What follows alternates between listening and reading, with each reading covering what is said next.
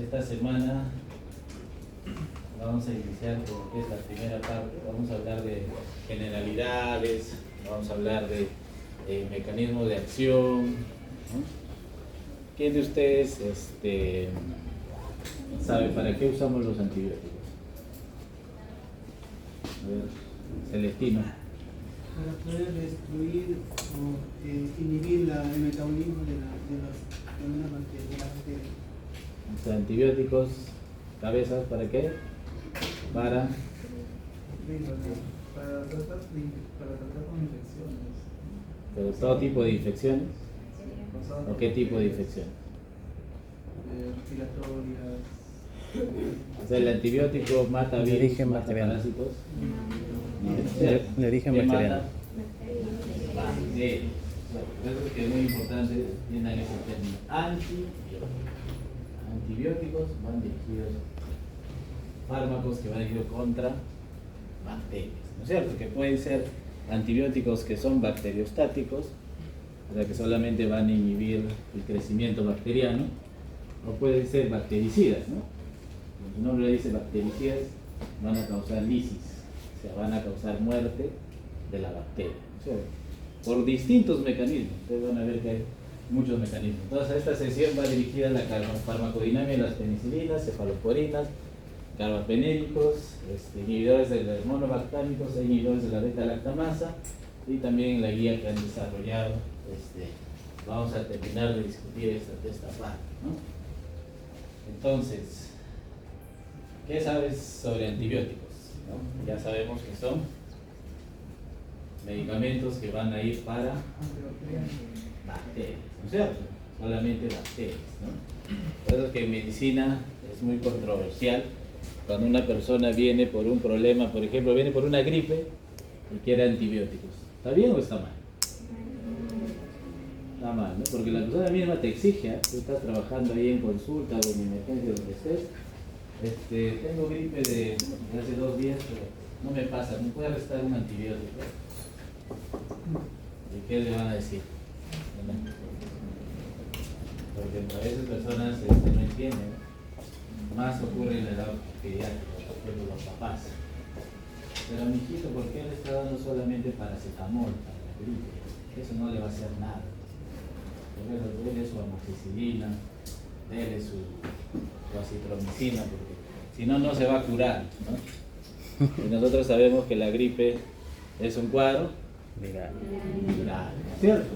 Y que se va a resolver solo, ¿cierto? ¿Qué va a crear tu cuerpo? Anticuerpos contra ese virus, y por tal motivo, en 3 a 5 días, cuando tu carga de anticuerpos esté alta, el virus va a empezar a disminuir, ¿no es cierto? Entonces, debemos nosotros educar a los pacientes, porque chicos, por culpa de personas que están consumiendo muchos antibióticos sin razón, lo que estamos creando son gérmenes multiresistentes, ¿no? Multiresistentes, porque las bacterias, al igual que nosotros, van a desarrollar mecanismos de defensa. ¿Cómo se llama eso? Cuando una bacteria desarrolla un mecanismo de defensa, resistencia. Entonces se llama resistencia bacteriana. O sea que esa bacteria que era un estafilococo, un estreptococo sensible a una penicilina, se va a empezar a producir inhibidores de beta-lactamasa y se va a hacer resistente a ese antibiótico. Entonces, ustedes van a entrar al mundo de tratar infecciones multiresistentes.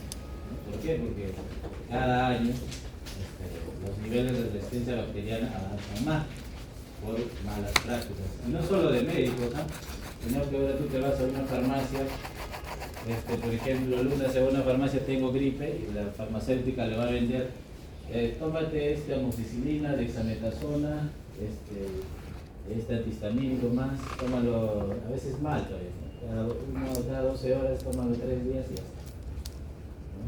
Y el paciente ya se va, pues, viene a la consulta, doctor, sí, ya en la farmacia me han dado amoxicilina, o me han dado citromicina, me han dado dexametasona, ¿no? Entonces ya viene polimedicado, digamos. Si eso no me pasa, me va a dar algo más fuerte, te dice. ¿Qué les parece? Entonces, hemos generado con los años un problema bien serio, ¿no? Como es la resistencia bacteriana. Entonces acá tienen ustedes un video que les va a mostrar sobre cómo funciona la penicilina. ¿Cómo funciona la penicilina? La penicilina es un antibiótico que inhibe la síntesis de la pared celular bacteriana, una estructura esencial para la supervivencia de las bacterias, por lo que su inhibición provoca la muerte de las bacterias. ¿Cómo funciona? Una vez se administra por vía oral, intravenosa o intramuscular, el mecanismo de acción de la penicilina se divide en 3 pasos. Se une a la proteína fijadora de penicilina, PDP. La PDP es una enzima que participa en la síntesis de la pared celular bacteriana y al unirse a ella bloquea su actividad. Inhibe la transpeptidación. La transpeptidación es un proceso en el que se forma la pared celular bacteriana. La penicilina inhibe este proceso, lo que provoca la ruptura de la pared celular. Permite el ingreso de los lisosomas. Los lisosomas son órganos celulares que contienen enzimas digestivas. La ruptura de la pared celular bacteriana permite que las enzimas de los lisosomas entren en la bacteria y la destruyan. Al ser un antibiótico bactericida, es muy efectivo al matar bacterias como Streptococcus pneumoniae, Staphylococcus aureus, Neisseria gonorrhoeae y Treponema pallidum. Sin embargo, los efectos secundarios más comunes son reacciones alérgicas, diarrea, náuseas y vómitos. En casos raros, la penicilina puede causar reacciones alérgicas graves como anafilaxia. Por esta razón es importante usar la penicilina solo cuando sea necesario y bajo tratamiento supervisado. Para conocer más sobre farmacología, visita www.revistamsp.com, el lugar donde médicos, pacientes y profesionales de la salud pueden entrar. Entonces, esta primera parte vamos a hablar de esto, ¿no? Las penicilinas. ¿Para qué habían sido las penicilinas? ¿Para qué? ¿En qué bacterias se especializan? Según el video, Claro.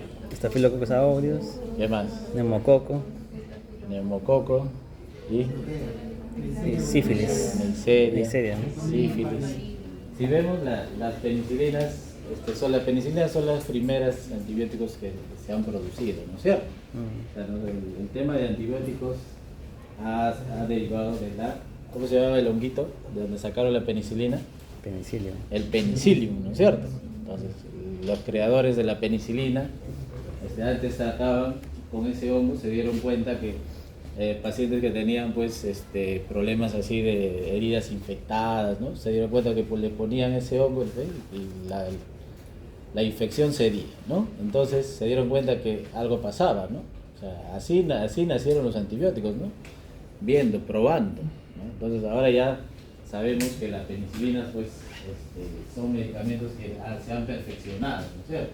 Han evolucionado. Si bien la penicilina como general sea benzatínica, procaínica, sódica, G-sódica, penicilina B, hay varios tipos de penicilina, pero ha ido aumentando en el tiempo, ¿no? Ha ido creciendo. Entonces hoy día vamos a hablar de farmacología de las penicilinas, las cefaloporinas, los carbapenémicos, los monolactámicos y los inhibidores de beta-lactamasa, ¿no? Principales grupos que corresponden a este capítulo, ¿no? Entonces, cuando hablemos de antibióticos, chicos, los antibióticos ya sabemos que son para bacterias, ¿no es cierto? Nosotros vamos a trabajar primero acá, en este mecanismo de acción. ¿Qué va a pasar en la pared celular? ¿Qué va a hacer el fármaco sobre la pared celular? Va a inhibir la síntesis, ¿no es cierto? O sea, y al inhibir la síntesis de proteínas de la pared celular, ¿qué va a pasar? Esa pared se va a hacer Permeable. o sea, empezar todo el contenido que está dentro de la bacteria se va a salir hacia afuera y por lo tanto van a ser lisos, ¿no es cierto? Entonces, la pared celular es un mecanismo de defensa de las bacterias, ¿no? Las bacterias se defienden perfeccionando su pared celular. Por ejemplo, hablábamos en el video de las proteínas fijadoras de penicilinas, que son las PBPs. Entonces, esta PBP es muy importante ¿para qué sería importante? para recepcionar el antibiótico, o sea, la penicilina. O sea, sin esa PBP, el antibiótico no podría unirse a la pared de la célula bacteriana. Pero si no se une, entonces no va a ocasionar su efecto, ¿no es cierto? Entonces, lo primero que hace una bacteria que va a generar resistencia, ¿qué haría? ¿Cómo me defendería? Modifica la PBP. Modifico mi PBP, ¿no es cierto? O sea, modifico mi PBP. O sea, esa bacteria se va a defender de un antibiótico modificando su receptor. Pues si modifico mi PBP, entonces tú por más antibiótico que le des, ese antibiótico no se va a unir. Y por ende, la bacteria va a seguir, ¿no? Va a seguir replicándose. Entonces, así como conocemos su mecanismo de acción, también debemos conocer cómo esa bacteria nos va a hacer resistencia bacteriana, ¿no? Uno sería los PBP. Y otro, que sería, las bacterias forman también las beta-lactamasas, ¿no? ¿Qué hacen las beta-lactamasas? Van a destruir, van a inhibir el anillo beta-lactámico de las penicilinas, ¿no es cierto? Entonces, al inhibir el anillo beta-lactámico, también va a ocasionar un mecanismo de resistencia. ¿Y saben qué es lo malo, chicos, de las bacterias que van a desarrollar inhibidores de la beta-lactamasa? Es que entre ellas se van a compartir el código genético. O sea, una bacteria que desarrolla un inhibidor de beta-lactamasa lo va a poder compartir a otra, ¿no? Y así van a generar más resistencia y más bacterias, ¿no? Por eso que ahora yo cuando veo un cultivo de orina de una paciente que me sale Escherichia coli, que es la bacteria más frecuente en causar infecciones urinarias, su antibiograma me sale resistente a penicilina, ampicilina, ceftriaxona, quinolonas, resistente a sulfonamidas. Entonces, eso tiene un término, se llama bacterias con beta-lactamasas de espectro extendido, las populares BLE, conocemos como BLE. ¿Por qué? Porque su espectro de resistencia se ha expandido, ¿no? Solamente habían creado sus beta-lactamasas para inhibir las penicilinas, pero gracias a su espectro extendido, pues te inhiben también de las quinolonas, de las sulfonamidas, de los aminoglucósidos. Entonces, estamos ahora en este mundo de las megabacterias, ¿no? Las bacterias multiresistentes. Entonces, ustedes tienen que por eso conocer bien la parte de antibióticos. ¿Por qué? Porque ustedes van a entrar a un mundo de más resistencia bacteriana, ¿no? Entonces ya hay fármacos que ya están destinados a bacterias multiresistentes. O sea, ya la ciencia ha tenido que crear medicamentos que combatan la resistencia de la bacteria. Entonces ya estamos hablando de otra categoría de antibióticos. Entonces, esta parte vamos a tratar penicilina, las cefaloporinas, carbapenem, vancomicina, vasopresina, monobactámicos, cicloserina. Todos esos fármacos tienen en común que actúan sobre la pared celular, ¿no es cierto?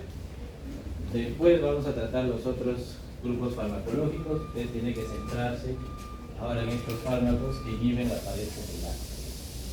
Entonces, todas las penicilinas tienen sus anillos beta-lactámicos, ¿cierto? Sí. Se llaman también antibióticos beta-lactámicos. Entre ellas las más principales, penicilinas, cefaloporinas y carbapenems, ¿cierto? El grupo de las penicilinas es un grupo bien amplio, ¿no? Tenemos las aminopenicilinas, las penicilinas con inhibidores de beta-lactamasa, tenemos también la penicilina benzatílica, la sódica, la procaínica. Entonces los beta-lactámicos tienen eso en común, ¿no? Su anillo beta-lactámico. Entonces, comparten una estructura y mecanismo de acción común. ¿Cuál es? Inhibición de la síntesis de péptido glucano. ¿Y el péptido glucano qué importancia tiene? Se acaben las bacterias gram negativas, gram positivas y gram negativas. Esta de acá. En las gram positivas el péptido glucano es muy importante, ¿no es cierto? Porque gran parte de su estructura está conformada por el péptidoglucano. O sea, gran parte de su pared celular, de los gram positivos, es péptidoglucano. En cambio, en las bacterias gram negativas, si ven acá, es parte, pero no es todo, ¿no? El péptidoglucano, en cambio, en las gram positivas sí. En cambio, las gram negativas tienen su membrana, ¿no es cierto? Externo. Su membrana lipídica, su doble capa, igual que todas las células, y su estructura, su péptidoglucano ocupa solamente una parte muy pequeña, ¿no? Por eso acá tiene capas de péptidoglucano, y fíjense acá en las gram positivas, toda la pared celular es netamente péptidoglucano. Entonces, si tú pones un fármaco que va a inhibir la síntesis de péptidoglucano, lo que va a causar es una lisis celular, ¿no es cierto? Porque esa pared celular se va a desintegrar. Entonces lo hace pues mediante estas reacciones enzimáticas, mediante el NAM, lo que va a modificar, si ven acá, lo que modifica es la estructura, solamente modifica un nucleótido, que es la D-alanina, y con eso pues se va a desintegrar la estructura de la pared celular, ¿no? Entonces, por eso que acá tenemos fármacos también inhibidores de la beta-lactamasa. ¿Se acuerdan? Que yo les hablé de que la bacteria se defiende produciendo beta-lactamasa. ¿Cierto? Entonces, ¿qué ha hecho la ciencia? Ha elaborado medicamentos que tienen inhibidores de esa enzima que tiene la bacteria. Se llaman inhibidores de la beta-lactamasa. Siguen siendo penicilinas. ¿Por qué? Porque su mecanismo de acción está destinado a la síntesis de la pared celular. Pero ¿cómo se van a defender del mecanismo de resistencia bacteriana? Pues van a inhibir la beta-lactamasa. Por eso que ustedes van a tener amoxicilina, ácido clavulánico, ¿no es cierto? Porque la amoxicilina es la penicilina y el ácido clavulánico es el inhibidor de la beta-lactamasa. Por eso que también hay otras formulaciones. Por ejemplo, tenemos la ampicilina sulbactam. La ampicilina, una penicilina, una aminopenicilina unida al sulbactam, que es un inhibidor de la beta-lactamasa. Entonces, los inhibidores, por tal motivo, chicos, los inhibidores de la beta-lactamasa no pueden ir solos, ¿ya? Porque solos no van a hacer ningún efecto. Por eso que van siempre asociados a penicilina con inhibidor de beta-lactamasa. Entonces, de ahí vienen estos fármacos, ¿no? Que han sido creados por culpa de este mecanismo de resistencia, ¿no? Resistencia bacteriana. Van a disminuir la entrada o salida activa de los antibióticos. Las proteínas de unión a la penicilina también se pueden modificar, ¿no? Por ejemplo, acá donde tenemos la proteína fijadora de penicilina, acá, ¿no? Está detrás. O sea, mira todo lo que tiene que hacer el antibiótico para llegar a la proteína fijadora de penicilina, ¿cierto? Llega a su proteína fijadora y ahí empieza a hacer esta acá.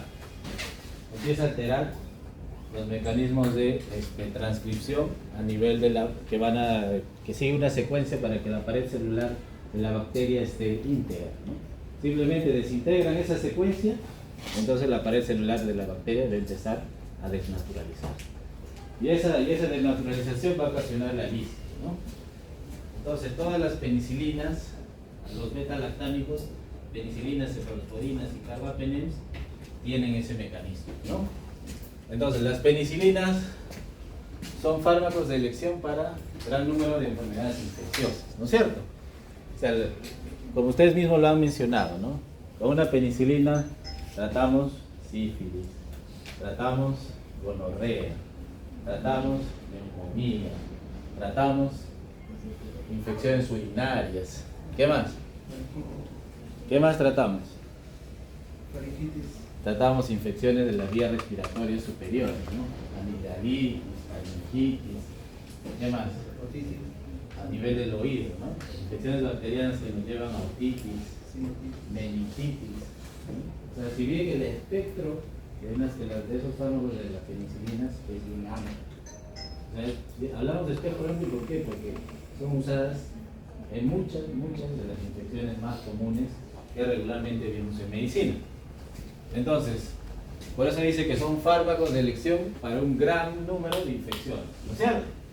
Entonces tenemos acá, el 1 es el sitio de acción, ¿no? Sitio de acción de la penicilina, el 2, el sitio de acción de la amidasa, el A, su anillo de tiazolina, y el B es su anillo beta-lactámico. Eso es la estructura de una penicilina, ¿no? Es su estructura química. Entonces, la bacteria que nos va a desarrollar una beta-lactamasa nos va a desintegrar el anillo beta-lactámico, ¿no es cierto? O sea, esa bacteria va a inhibir el anillo beta-lactámico, por tal motivo esta penicilina va a perder su efecto, o sea, ya no va a servir para esa bacteria. Entonces, pero como hemos desarrollado inhibidores de beta-lactamasa, pues le damos a ese paciente un inhibidor de beta-lactamasa y vamos a contrarrestar el efecto de la enzima, ¿no es cierto? Entonces, pues acá las penicilinas constan de un anillo de tiazolidina conectado a un anillo beta-lactámico y adherido a una cadena. Entonces, su absorción y distribución, la administración de la penicilina oral, algunas son penicilinas orales, ¿no? La B, y la penicilina G es vía intramuscular, ¿no? Que también se puede administrar vía endovenosa.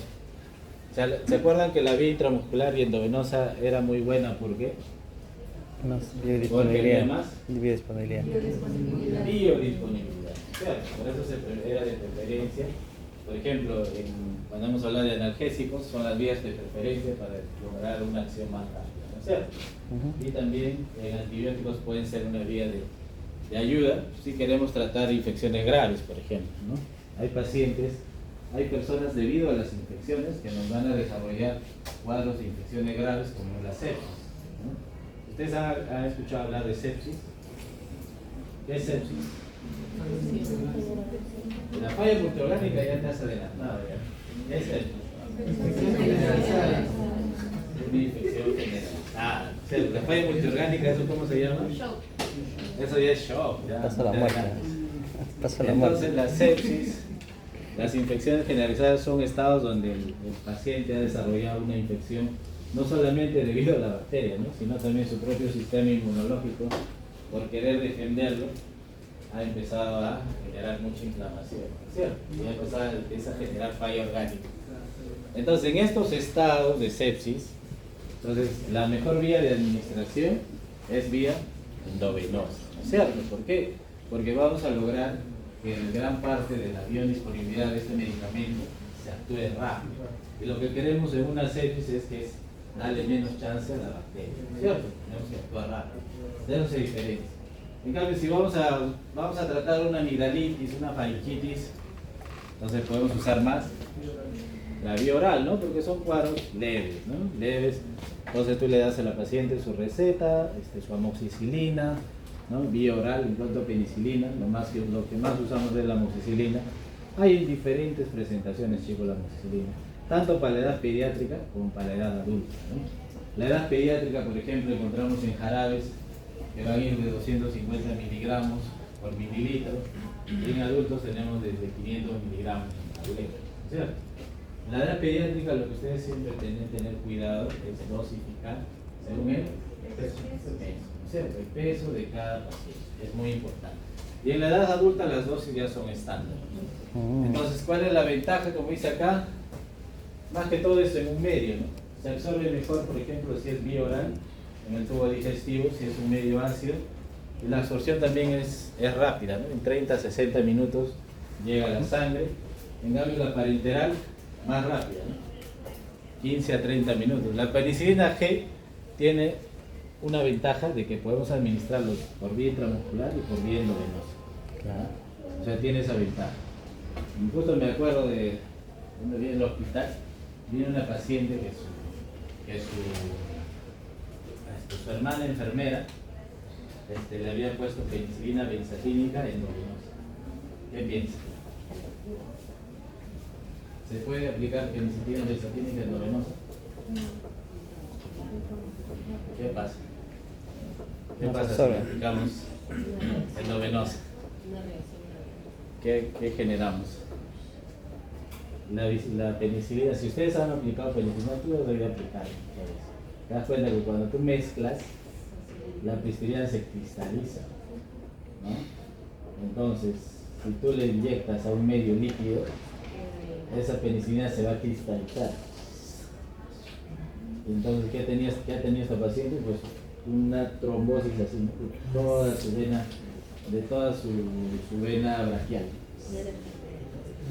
Entonces, ¿qué hacemos ahí? Incluso intramuscular también como que se cristaliza. Claro, se cristaliza, por eso que le cambian de aguja. Pues, ¿por qué? Porque si tú sigues con la misma aguja, la aguja se va a detener. Entonces, por eso es que no puedes administrar una penicilina benzaltínica endovenosa. Pueden causar daño, ¿cierto? Pueden causar una anafilaxia, como han visto en el video. Si presenta un paciente una anafilaxia por penicilina, es bien brusca, es rápida. Si el paciente que es alérgico a penicilina, ni te atrevas a ponerle penicilina, porque le vas a generar un shock anafiláctico. Y también, entonces a ese paciente, pues, lo bueno, que le ha agarrado una vena superficial, y no le ha causado mucho problema, ¿no? Lo que se le hubiera dado en una vena más profunda, se hubiera ido a una tromboembolia pulmonar, ¿no? Algo más grave. Entonces, y siendo enfermera, chicos, tengan cuidado. Y a su hermana todavía. De repente no la quería la hermana, ¿no? No sabemos. La herencia.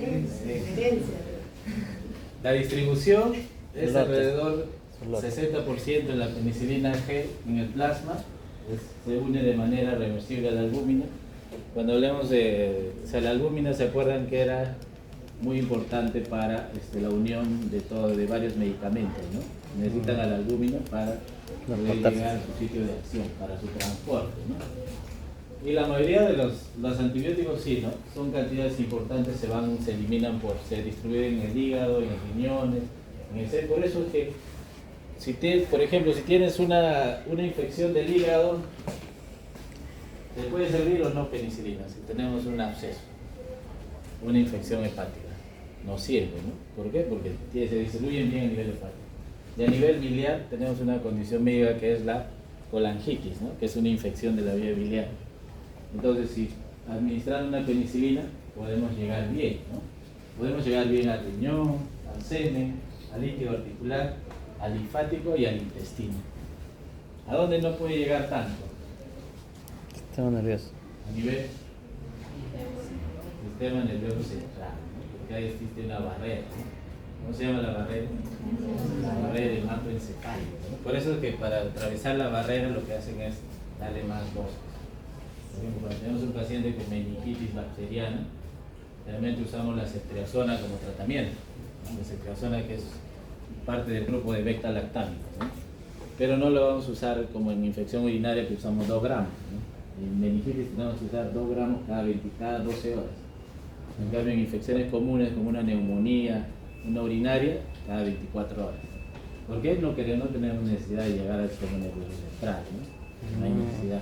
Pero cambia en una meningitis, ¿no? Porque necesitamos atravesar esa barrera. Por eso que acá la penetración dice no entra fácilmente, ¿cierto? Con más facilidad cuando las meninges están inflamadas. O sea, si hay una meningitis, está de todas maneras afectada la permeabilidad de la barrera hematoencefálica, pues eso ayuda también. Pero al ser fármacos que no penetran fácilmente, tenemos que darle más dosis. La excreción del 60%, la mayoría son de excreciones a través de la orina, ¿no? Por eso hay que tener mucho cuidado en personas que tienen insuficiencia renal, ¿no? Porque las penicilinas, gran mayoría son nefrotóxicas, ¿no? Entonces, conociendo su farmacodinámica, podemos interpretar también a qué se debe su uso, ¿no?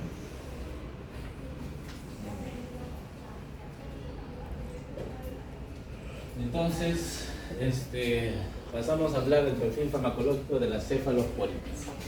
¿Cómo vamos hasta ahí, chicos? ¿Todo bien? ¿Se capta? Entonces, la penicilina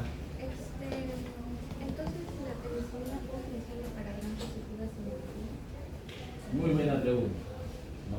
Porque hay penicilinas que nos van a funcionar para gram positivos y hay para gram negativos, ¿no? Porque recuerden que recuerden que la pared celular de una gram positiva es más sensible a la acción de un beta-lactámico que la pared de una gram negativa, ¿no? Claro.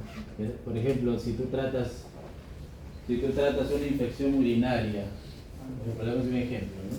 De causa de la Escherichia coli, que es una gram negativa o gram positiva. Gram negativa, ¿no es cierto? Escherichia coli es una gram negativa. Entonces, si tú le das una amoxicilina a este paciente, probablemente no lo ayude bien, ¿no? Porque es un gram negativo. Por eso ahí podemos optar por las cefalosporinas. Y a partir de que cefalosporina nos puede ayudar contra el gram negativo, a partir de la segunda generación, ¿no es cierto? Podemos usar cefuroxima o si queremos usar una de tercera, la ceftriaxona, ¿no es cierto? Entonces, pero ahí va el pero. Sí podríamos usar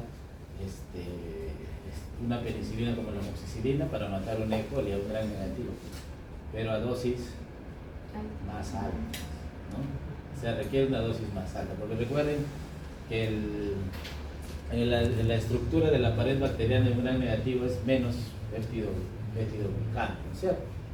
Entonces, si tú solamente inhibes la formación del peptidoglucano, la bacteria se va a resistir, ¿no? Tiene una membrana lipídica. En cambio, el gram positivo sí, bueno, va a morir fácilmente con una penicilina común, ¿no? Debe Una consulta, siempre me ha quedado la duda, por ejemplo, a veces cuando compra uno la caja de medicamentos, la receta tiene un instructivo, dice, donde sale ahí, uno ve la parte de posología, y le indica un rango, a veces el medicamento que se puede administrar durante un día, 24 horas. Hay una regla en la cual yo diga, es a la mitad, es al extremo inferior del extremo superior. O sea, ahí tienes que saber la vida media. Por ejemplo, la vida media de una amoxicilina, ¿cuánto es? De 6 a 8 horas, ¿no es cierto? Entonces tú tienes que dárselo cada 8 horas, ¿no? Ahora, la dosis estándar para el adulto es 500 miligramos, ¿no? Es la dosis estándar. Para el niño, tienes que dosis kilo peso, ¿no? Va como entre 50 miligramos por kilo peso, ¿no? Entonces un niño de 10 años ya te puede tomar una de 500, ¿no? 50 por 10, 500. Pero un bebé de 1 año que solamente tiene 3 kilos, entonces 150 miligramos, ¿no? Entonces ahí cambia. Tú tienes que dosificar. Es que hay antibióticos que te van a decir es kilodosis, o sea, quiere decir que no es para todo el día, sino por cada dosis que le vas a administrar. Otro es kilo peso día. Quiere decir que tú de la dosis que tú le saques, o sea, va a salir un total, ¿no? Ponte que sea en el día tiene que recibir 500 miligramos. Ponte, ¿cómo lo divido en tres partes? Porque tengo que administrarlo cada 8 horas. Lo divido entre 3, ¿no? Y te va a salir la dosis separada para cada 8 horas, ¿no? Pues ahí tienen que diferenciar lo que es kilodosis, quiere decir que solamente es por cada dosis, ¿no? Kilo peso día es la dosis total en un día. Y ahí tienen que dividirlo todavía, ¿no? Entre tantas horas le vas a dar, ¿no? Entonces les explicaba del tema de las penicilinas, ¿no? Que gran positivo podemos usarlo, o sea, podemos usarlo. No está contraindicado no usarlo, ¿no? Por eso es que te dan opciones. Si nosotros cuando ustedes desarrollen cada enfermedad, lo que se van a dar cuenta es que las guías te van a indicar, ¿no? Desde enfermedades leves, ¿no? Como una cistitis, una itis no complicada, te dicen, ¿no? Dale amoxicilina, puedes darle amoxicilina, ácido clavulánico, puedes darle cefuroxima, cefalexina. ¿Por qué? Porque son cuadros leves, ¿no? En cuadros ya complicados, si ese paciente tiene pielonefritis, o sea que la infección ya le llegó a los riñones, entonces ahí tenemos que darle ya medicamentos endovenosos, ¿no? ¿Por qué? Porque ya la infección ha avanzado, ya se ha complicado. Entonces, si solamente combatimos con vía oral, puede ser que este paciente tiene el riesgo de ingresar a una sepsis. Porque si la infección ya está en el riñón, de ahí a la sangre y sepsis. Entonces, ese paciente tiene más riesgo. Entonces, optas por todo paciente con pielonefritis en usar endoveno. Entonces, tienes que ir escalando. Penicilina endovenosa no tenemos, ¿no? No tenemos amoxicilina endovenosa, No tenemos ampicilina, pero el espectro de acción de ampi en E. coli es bien bajito. Entonces no le va a servir mucho, porque tenemos esto, ¿no?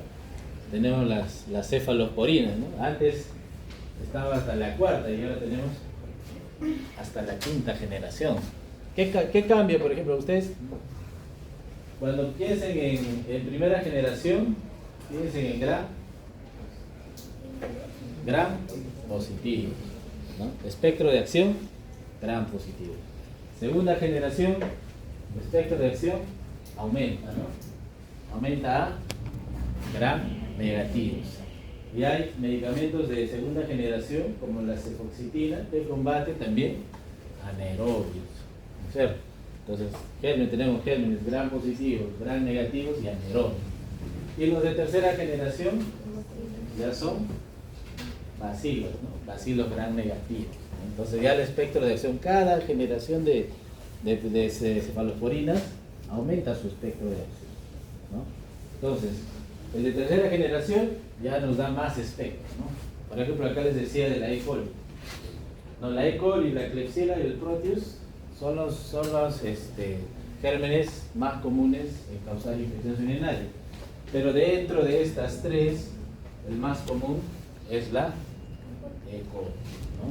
La E. coli es el más común, o sea, es la primera causa de infecciones urinarias. Si les preguntan en un examen, la E. coli, ¿no?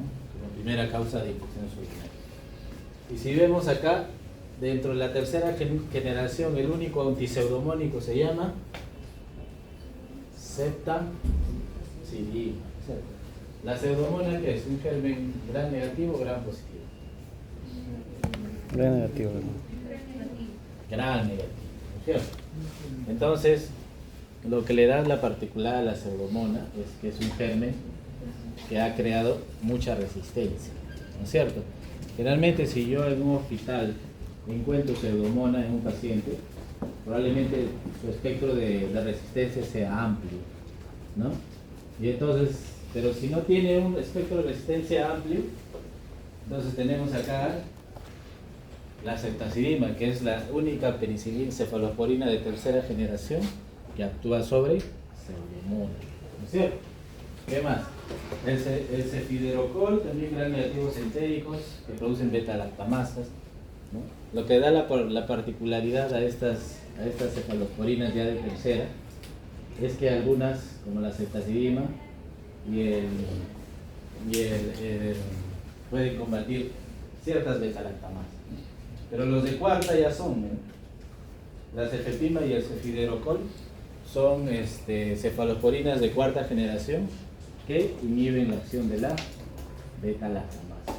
O sea, si hay gérmenes, por ejemplo, vamos a seguir hablando del paciente con infección urinaria, que me salga una E. coli resistente o que tenga beta-lactamasa, entonces le puedo dar una cefalosporina de cuarta. ¿Por qué? Porque ya de cuarta está teniendo espectro de acción para inhibidores de beta-lactamasa, ¿no?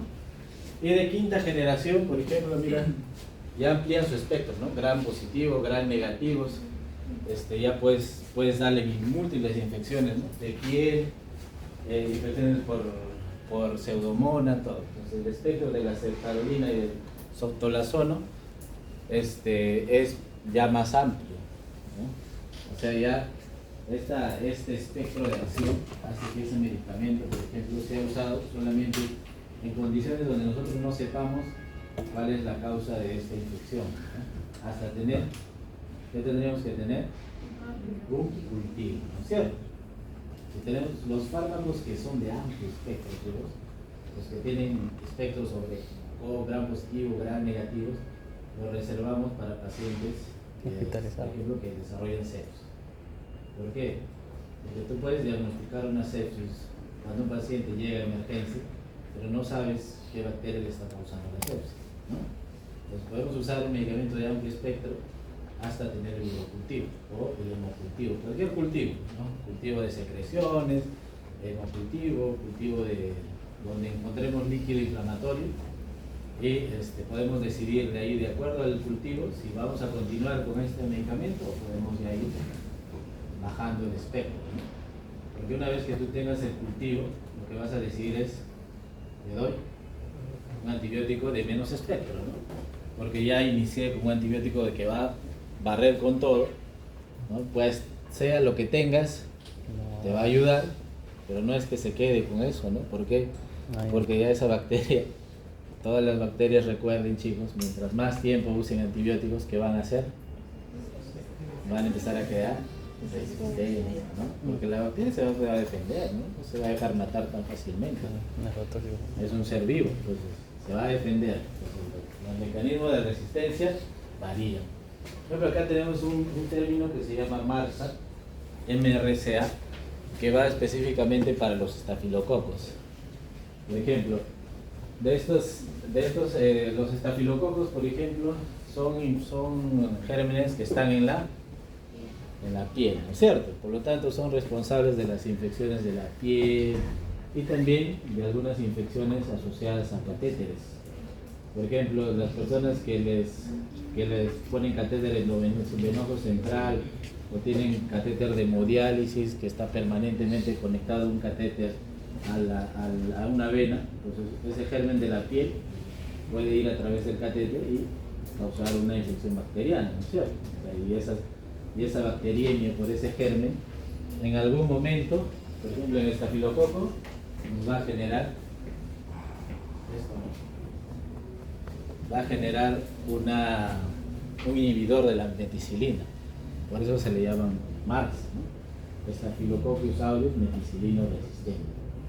¿La meticilina qué es? ¿Qué tipo de...? La meticilina es un componente de las meticilino-penicilinas. ¿Penicilina? Claro, es una penicilina, ¿no? Esta meticilina corresponde a fármacos como la oxacilina, la dicloxacilina, ¿no? Que es vía oral, y la oxacilina, que es endovenosa, ¿no? Lo que más usamos para infecciones de la piel. Pero este estafilococo ha desarrollado una resistencia contra eso, ¿no? Entonces, ¿qué va a hacer? Si tú le das una oxacilina a un paciente que tenga este espectro de resistencia, no va a servir, ¿no? Y acá también tenemos primera generación que nos pueden ayudar con estafilococos, ¿no es cierto? Hay cefaloporinas como la cefalexina de primera generación que puede combatir también gérmenes de la piel, ¿no? Tenemos otra opción, o sea, no solamente ver la dicloxacilina vía oral, ¿no? Tenemos otra opción en la cefalosporina. Y también, por ejemplo, las de primera generación les ponen acá excepto enterococos y MRSA, ¿no? Quiere decir MRSA, o sea, si este paciente tiene un estafilococo aureus meticilino resistente, entonces ya chao primera generación y chao las penicilinas como la oxacilina y la dicloxacilina. No van a poder ser usados en este tipo de pacientes. Profesor, según ese cuadro, a partir de la tercera generación actúan contra gran negativos. ¿Eso significa que no actúan contra gran positivos? ¿O siguen actuando? Solo que actúan, pero que su espectro ya se ha aumentado. Ah, ya. Ustedes véanlo así, ¿verdad? ¿Cómo se sumaría, no? A medida que pase de generación, suman. O sea, no es que es específico, ¿eh? O sea, si primera generación ya combate cocos y estafilo y estreso, el de segunda se potencia, y ve hemofilus y ve anaerobios, ¿no? Y el de tercera se sigue potenciando, porque ya agarra bacilos gram negativos entéricos, E. coli, Klebsiella proteus, ¿no? Y el de tercera que se potencia para pseudomonas es la ceftazidima. Pero no quiere decir, por ejemplo, yo me guardo la ceftazidima. ¿Por qué me guardaría? Porque es la única que combate pseudomonas, ¿no? No le voy a dar una ceftazidima a un paciente que tiene E. coli, ¿no? ¿Por qué? Porque lo guardo para este espectro, ¿no? O sea, me aumenta su espectro, sé que me va a dar espectro sobre la E. coli, pero lo guardo, ¿no? Lo voy a usar mejor para gérmenes como la pseudomonas, que es un germen intrahospitalario, ¿no? Es un germen intrahospitalario, entonces me lo guardo, no voy a gastar esta ceftazidima para una E. coli. Entonces yo tengo ceftriaxona para combatir a la E. coli, a Proteus y a Klebsiella, pero tienen que ser sensibles. ¿Por qué? Porque si yo le doy una ceftriaxona a un paciente que tiene un espectro BLE, o sea, BLE, chicos, es sus siglas acá para que no se olvide. BLE.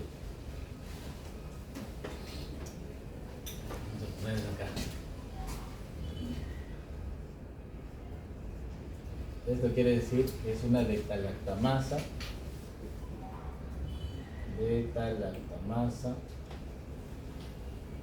de espectro extendido.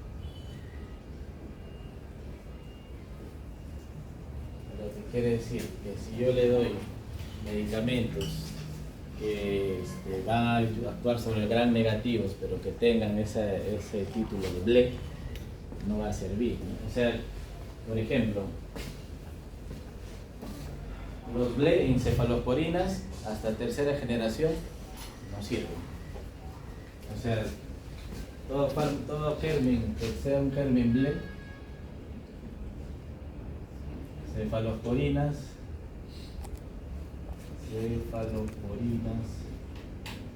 hasta tercera generación.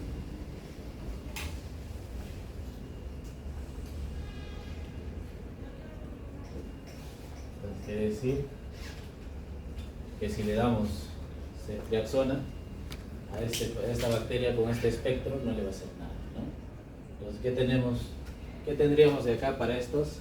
Los de cuarta generación, ¿no? Porque acá dicen, ¿no? Producen beta-lactamasas de espectro extendido. O sea, va a ir contra esas bacterias, ¿no? Contra estas bacterias BLE tengo mi cefalosporina de cuarta, ¿no? Pero ¿cuál es lo malo? Porque en nuestro sistema de salud no vamos a encontrar pues cefepina y cefelosa, ni siquiera el cefiderocol, ¿no? ¿Por qué? Porque son medicamentos caros. Así como ese nombre de Claro. Estas pudiera ser primera, segunda, tercera, no se pueden combinar con otras. En cuanto a cefalosporinas, no hay combinaciones. Eso es lo que sí tienen combinaciones son más las penicilinas. Por ejemplo, si acá tenemos un beta-lactamasa de espectro extendido, por ejemplo, no solo las cefalosporinas, ¿no? También las penicilinas, quinolonas y las sulfonamidas no van a tener espectro sobre ese germen BLE. No tienen espectro. O sea, quiere decir que tú tratas esta infección BLE con cualquiera de estos hasta tercera generación no va a servir. Entonces acá tenemos otros, que no se preocupen, tenemos otros que van a combatir ese espectro, ¿no? Pero si seguimos dándole a un paciente con gripe antibióticos, lo único que vamos a generar es esto, ¿no? Cuando ustedes sean médicos, si una gripe le van a dar amoxicilina, acitromicina, o van a seguir tomándose también ustedes, ¿no? Si van a tener una gripe, van a ir a una farmacia y le van a vender amoxicilina, lo van a tomar, ¿qué van a crear? Estos gérmenes son el culpable de nuestro mal sistema de salud. ¿No es cierto? ¿Por qué? Disculpe. ¿Y los de cuarta generación entonces tienen en su estructura un inhibidor o algo similar al inhibidor? Claro, ya inhiben, ¿no? O sea, ya tienen potencia contra estas beta-lactamases. O sea, ya vienen incluidos, no como inhibidora, porque recuerden que los inhibidores son otros fármacos, pero ya estos fármacos lo que hacen es que las beta-lactamasas no le van a hacer nada. O sea, esa bacteria productora de beta-lactamasas no le va a ocasionar ni un cambio, ¿no? Por eso de cuarta para arriba ya podemos tratar las infecciones por beta-lactamasas, ¿cierto? O sea, gérmenes con beta-lactamasas. Los gérmenes más comunes que nos van a desarrollar este espectro BLE, por ejemplo, son la E. coli, la Klebsiella y el Proteus.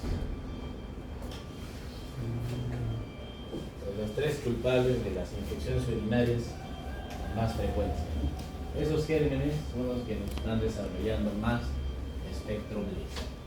Entonces, si ustedes ven un cultivo y les tiene este espectro, ya no le van a dar nada de eso, porque no va a servir. No va a servir. Entonces, para este tipo de gérmenes, tenemos acá, ¿no? Tenemos el cefepima y el cefiderocol, y los de quinta, la ceftarolimos, ceftolosano. Lo malo es que en nuestro medio es muy difícil encontrar esos medicamentos, ¿no? Sobre todo en la salud pública. En la privada podríamos encontrar algunas pruebas. Pero ¿qué, doctor, qué vamos a usar contra estos LES si no tenemos? Por acá tenemos a los carba. Entonces, si acá tenemos a los carbapenems,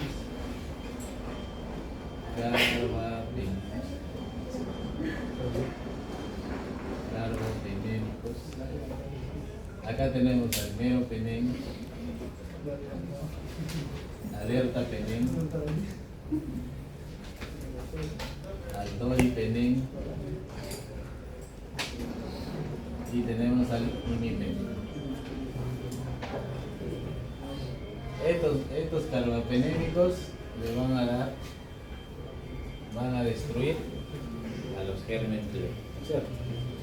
O sea, tenemos al imipenem, al meropenem, al ertapenem y al dolipenem. Acá están. Imipenem, meropenem, dolipenem y ertapenem.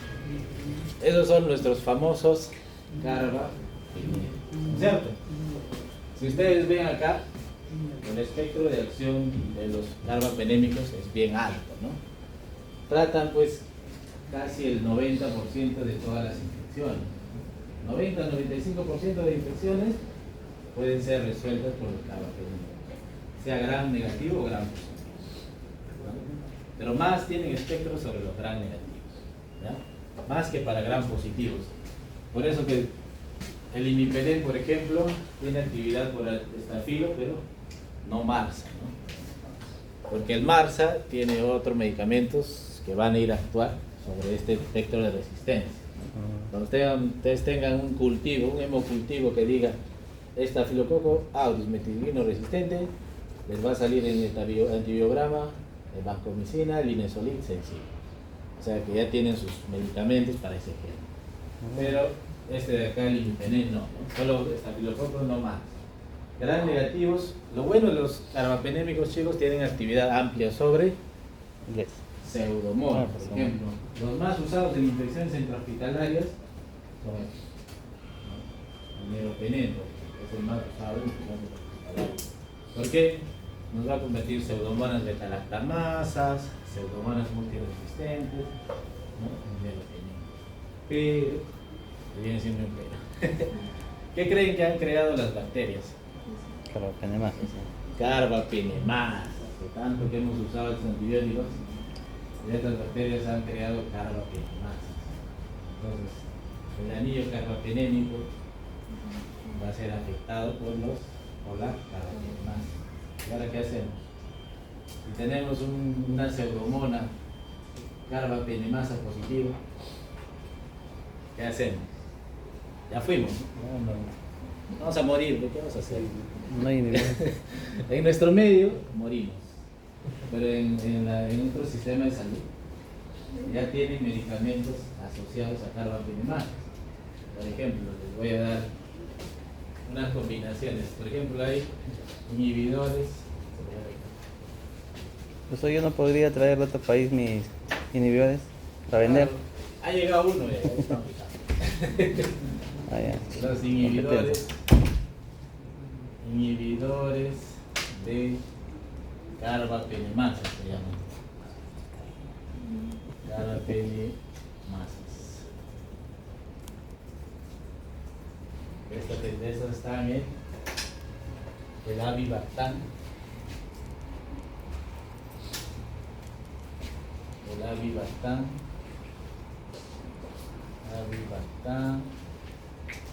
el relibactam,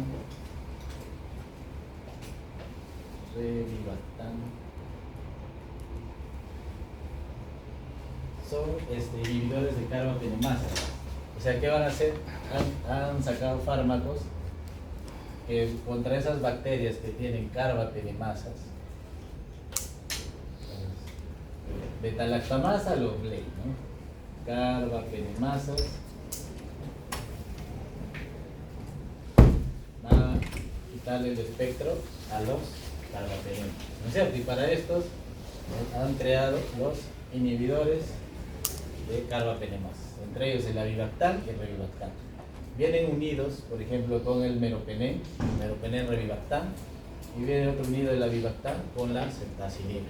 Entonces, tenemos cetacilino avibactam, meropeneno avibactam. Entonces también la ciencia pues avanza a medida que la bacteria sigue haciendo resistencia, ¿no? Entonces no nos quedamos atrás, porque si no, estos gérmenes pues son más letales, ¿no? Y si ya no tenemos que usar, ¿qué le daríamos? Hacemos combinaciones, le ponemos inhibidores de beta-lactamasa, dos colistina, todo lo que nos recomiendan las guías de tratamiento. Pero si no tenemos el fármaco adecuado, o sea, no va a ser una efectividad al 100%. Entonces, los carbapenémicos, chicos, tienen una estructura diferente a las penicilinas. En su composición química, N-formidolidil y enamicina, una carbapenema de uso común, que tiene un grupo de metileno en el anillo en el lugar del azufre y pues tiene uno de los espectros de actividad más, esto le confiere un espectro de actividad más amplio de los fármacos beta-lactámicos, ¿no es cierto? O sea, ¿es más usado? Cuando uno, en cuanto a composición química, o sea, el medicamento, por ejemplo, los carbapenémicos no solamente van a tener su anillo beta-lactámico, ¿no? Sino van a tener otro anillo, ¿no? El carbapenema de uso común, por ejemplo, es el imipenem, que es el que más usamos. Tiene también espectro de acción para infecciones mixtas, también aerobios, anaerobios. Existen situaciones médicas como la neutropenia febril, donde el paciente es un paciente que está inmunológicamente comprometido, ¿no? Entonces, recuerden que los fármacos, mientras más amplio espectro tengan, no es que sean los primeros en que vamos a usar, ¿no? Por ejemplo, ahora se ha vuelto un hábito, sobre todo en las hospitalizaciones,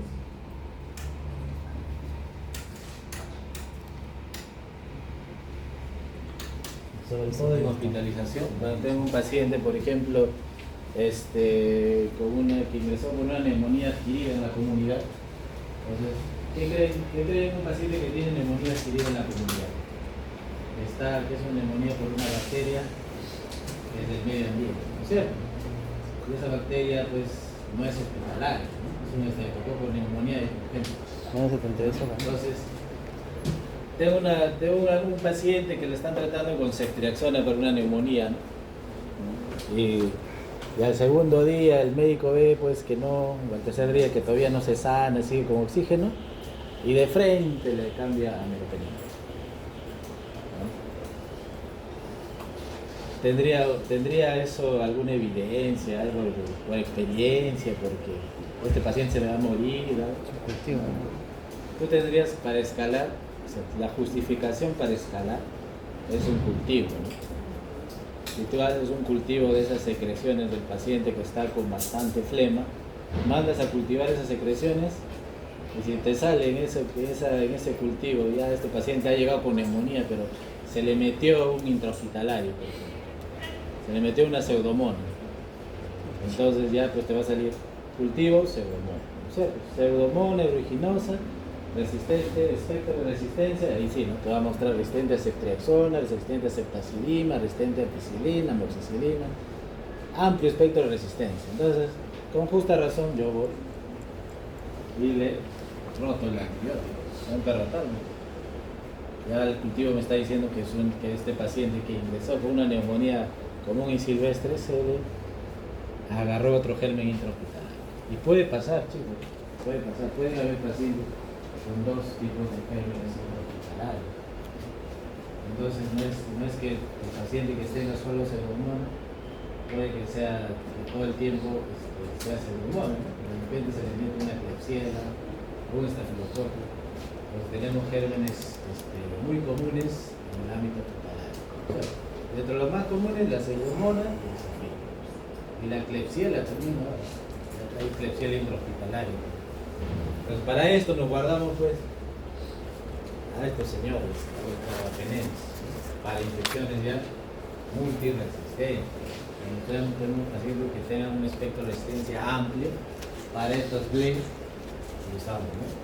Pero si ya tenemos mala suerte que este paciente agarró una carbapenemasa, habría que hacer todo para comprarle, ¿no? Porque si no, no va a poder. Haber usado unas 2 veces la combinación de centanima y lactamina. Un paciente que teníamos hospitalizado de 1 mes, le agarró una pseudomona multiresistente. O sea, era una pseudomona MDR con su carbapenemasa. Entonces ahí pues el hospital le ha tenido que comprar su medicamento, ¿no? Para combatir ese tipo de gérmenes, porque si no, ¿qué hacemos? No, lo dejamos morir.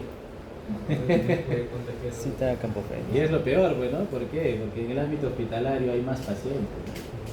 Entonces tú tienes que aislar a estos pacientes, porque si no esa bacteria se va a ir a otro paciente, ¿no?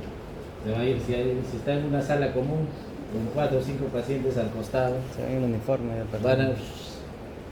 el internito que va al evaluar al paciente, no se lava la mano, se lleva la bacteria a otro paciente. Y eso pasa, ¿no? Claro, porque el internet no se Además en la salud, en hospitales de salud pública pasa un montón. Pero tienen que tener cuidado. Y a veces también se pueden llevar esa bacteria a su casa, así que cuando ustedes estén en el hospital tengan unos mecanismos de bioseguridad. No solo se protegen ustedes, sino también su familia. Dejen llevar esa bacteria a tu casa. Si tienes un abuelito que es frágil, esa bacteria se va a entrar, ¿no? Probablemente a ti no te pase nada.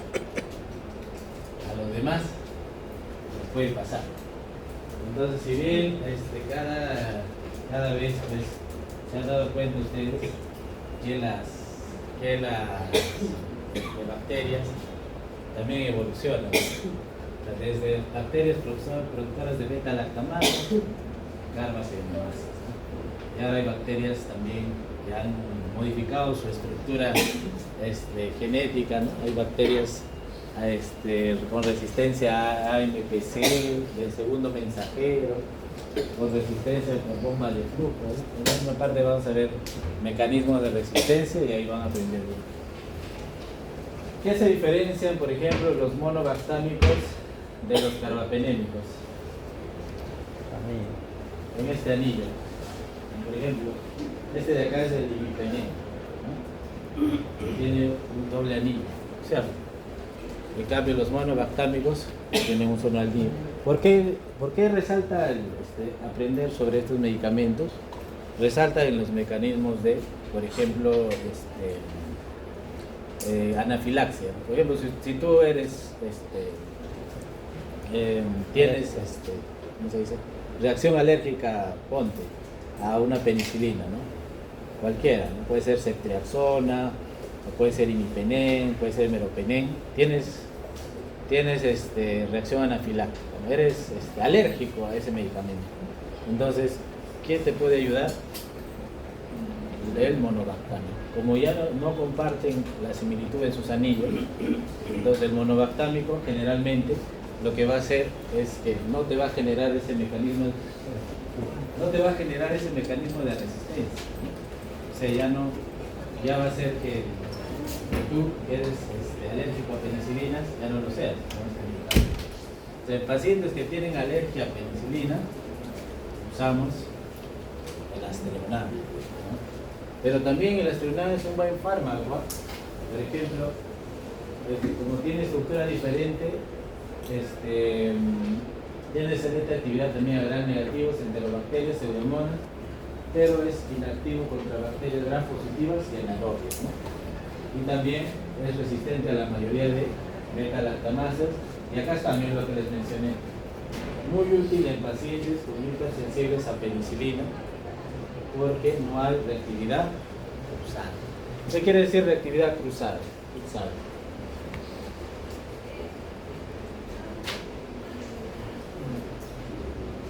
Hay reactividad cruzada.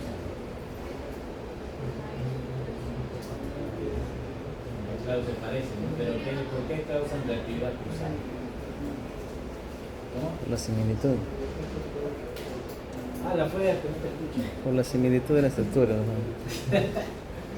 Reacción cruzada quiere decir que, por ejemplo, si tú eres alérgico a penicilina benzatínica y te pongo una ceftriaxona, ¿te puedo colocar o no? ¿Tú qué dices? Le pongo Son ceftriaxona similares. si eres alérgico a penicilina, señor. ¿Por qué habría una reacción cruzada? Son similares en estructura. Porque son betalactámicos, ¿no es cierto? Pues comparten una similitud a su anillo. Entonces, si esta similitud escala, ¿no?, a los carbapenémicos, que también tienen betalactámico, el anillo betalactámico, entonces el paciente que ha tenido alergia a penicilina benzatínica puede tener alergia a ceftriaxona y puede tener alergia a meropenem, ¿no?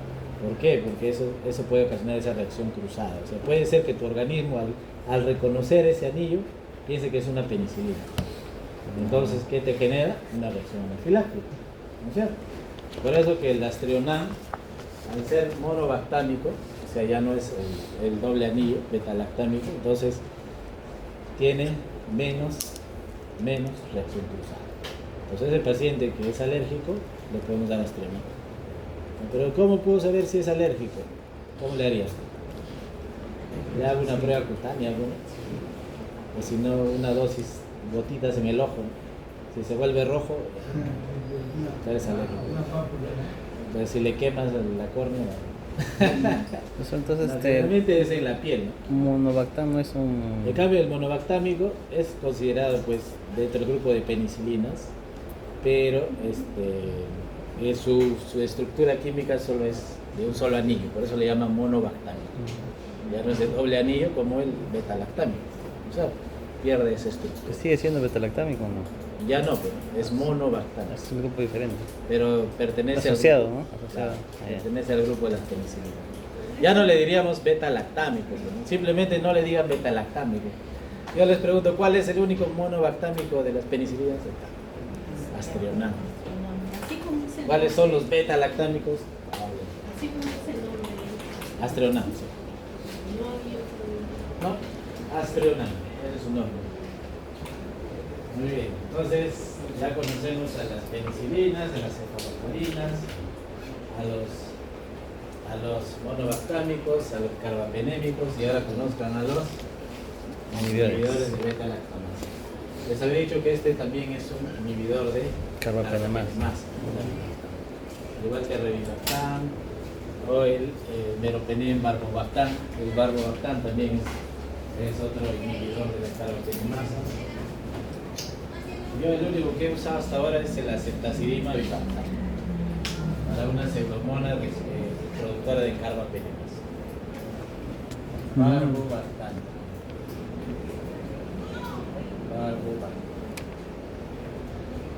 Entonces, ¿qué plus le dan los inhibidores de beta-lactamasa a las penicilinas? ¿Cuál es su plus? Que van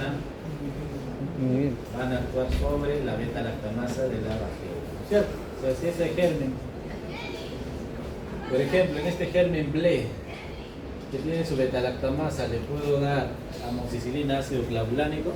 Sí, le puedo dar. Pero cambien el contexto. Por ejemplo, si es un BLE que es un paciente que no tiene su BLE, pero no tiene sepsis, no está con una condición, con una pielonefritis, si es una ITU no complicada, le puedo dar vía oral, ¿no? Amoxicilina ácido clavulánico. Ampicilina sulbactam, realmente la ampicilina se guardan a infecciones de las vías biliares, pueden también ser usados en infecciones de la piel, porque la ampicilina tiene bastante llegada a la piel. Y podemos usarlo también en infecciones del sistema nervioso central, ¿no? Porque lo usamos, realmente la vida media de la ampicilina son cada 4 o 6 horas, así que se puede aplicar pues cada 4 o cada 6 horas. Endovenoso. Esto de acá es endovenoso, es de acá viola. Tienes con tu amoxi, con tu ácido clavulánico. Eso cuando les tratan su gripe, les recetan, ¿no? Amoxicilina, ácido clavulánico. Es mejor que la amoxicilina, les dicen.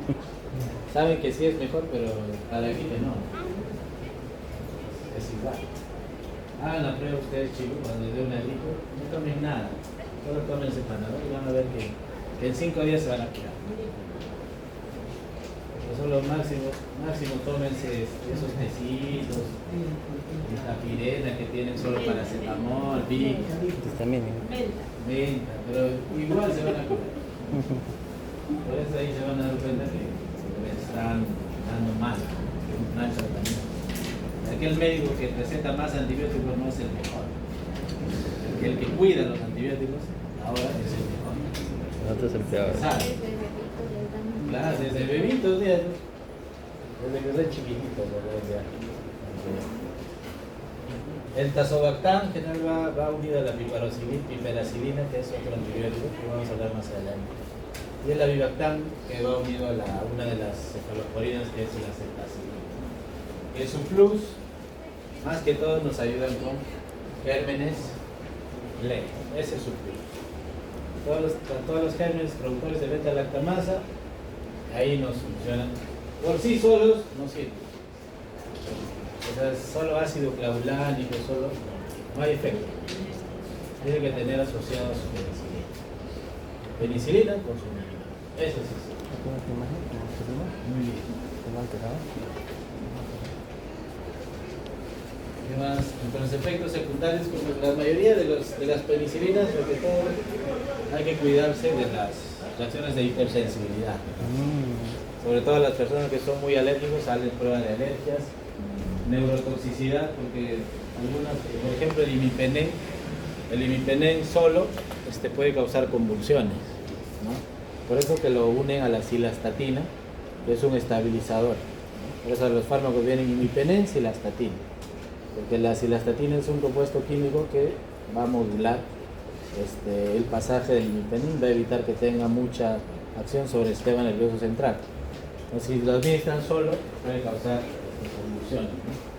Reacciones neutropénicas, ¿no? O sea, todos los antibióticos, chicos, te pueden generar también, no solamente van a matar la bacteria, ¿no? Sino también la flora intestinal normal. Entonces te pueden generar también a nivel de los órganos hematopoyéticos, disminuyen la producción de leucocitos, te generan neutropenia, ¿no? Te puede dar fiebre por antibióticos también. Claro. Y hay interacciones farmacológicas, por ejemplo, con la warfarina, la ciclosporina y los carbapenémicos con el ácido valproico, que es un requiere el ácido valproico anticonvulsivante. Puede generar interacciones. Muy bien. Preguntas, dudas. A ver, resuelvan esto, chavales. Claro, por eso son beta-lactámicos. ¿Qué es productiva? Neumonía, ¿no? Claro. Entonces, después se quejó de dolor de cabeza y está más agonía. Hipertensa. Hidrocortisona, lisinopril. Esos son que beta bloqueador. Es alérgico a la amoxicilina, dice. Que dice que desarrolló una evolución hace mucho tiempo cuando estaba amoxicilina para Es un paciente con alergia a la amoxicilina. penicilina, ¿cierto? Amoxicilina es una penicilina. Es Potencia. hipertenso, que toma diazida, viene con fiebre, le han recetado para bronquitis o amoxi y acude a emergencia. Mira, siendo alérgico le dieron amoxi. Entonces llega hipotenso, taquineico, no hay signos de meningismo, está orientado solo en la persona, una radiografía muestra una consolidación, ¿qué quiere decir consolidación? Una neumonía. El plan de tratamiento, ¿cuál sería? Y realizar una punción lumbar para descartar meningitis. El régimen antibiótico se debe prescribir para tratar tanto la neumonía como la meningitis. Ya tendríamos que dar para evitar una reacción. Alérgico, ¿no? O sea, el monobactámico tienes al sistema nervioso central.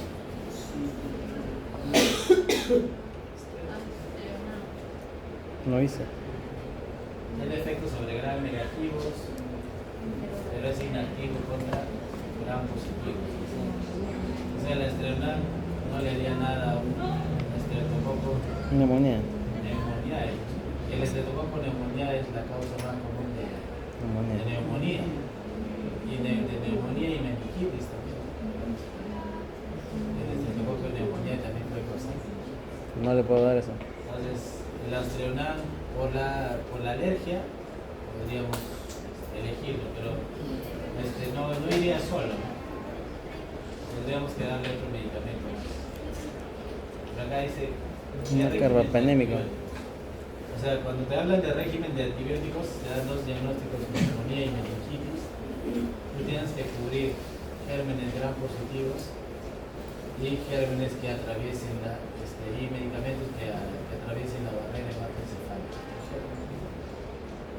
Ahora, la alergia a penicilina puede ser que el paciente haya venido con una reacción anafiláctica. Tipo denso. Pero ahí llama la atención la fiebre y la radiografía que te dice que hay una neumonía. Ahora, si vas a descartar meningitis, primero esperas la punción lumbar y vas viendo si es que tiene o no tiene. Ahora, iniciar de arranque un tratamiento para neumonía como la meningitis depende del estado neurológico. Si es un paciente que está neurológicamente muy descompensado, ahí cualquier fármaco, olvidándose de la amoxicilina, ¿qué fármaco le podríamos dar? Penicilina. Bueno, que les dije la ceftriaxona. Ceftriaxona a dosis 2 gramos cada 12, le trata neumonía y le trata meningitis. O sea, si estás trabajando sobre esto, pero como meningitis también puede haber otras bacterias, como las bacterias, de acuerdo a la edad, ¿no? Está filococo, puede meterse también una neisseria. Entonces hay que cubrir más espectro. Podemos darle ceftriaxona vancomicina para cubrir más espectro. O sea, cuando uno tiene dos probabilidades diagnósticas bacterianas, tiene que cubrir con antibióticos que tengan más espectro, ¿no? Y que pueda penetrar bien a otros lugares. Pues una consulta, en el caso de lo que menciona, en el caso de la alergia, o sea, ¿la podría controlar, digamos, por corticoides para bajarlo un poco, para poder utilizarlo? Sí, bueno, sí. Aparte que la meningitis también tenemos que usar corticoides. Y la erupción de la amoxicilina afecta la decisión de antibiótico. ¿Por qué o por qué no? ¿Por qué sí?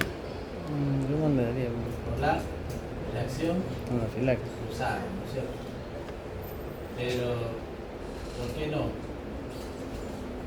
Tendría que confirmar.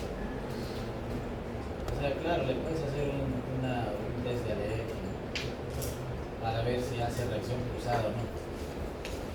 Pero lo que sí es alérgico a la moxi, obviamente la penicilina común, lesódica, penicilina hexaquínica, sí, probablemente que te haga alergia también.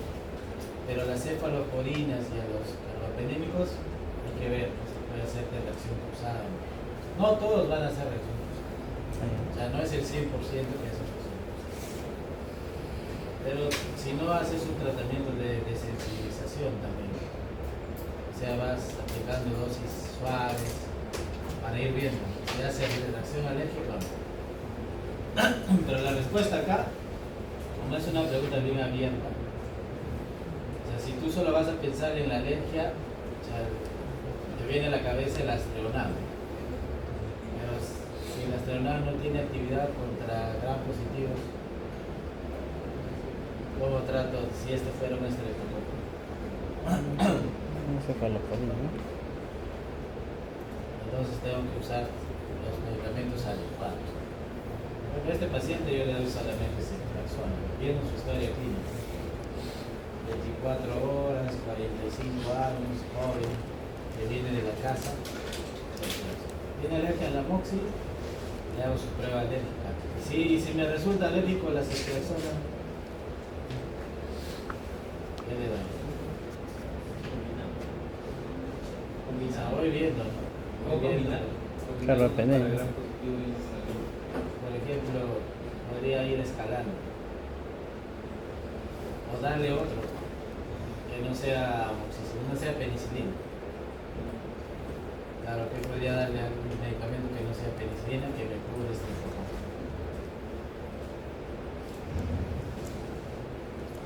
Tarea para la casa. Vayan a almorzar, chicos. No van a perder nada del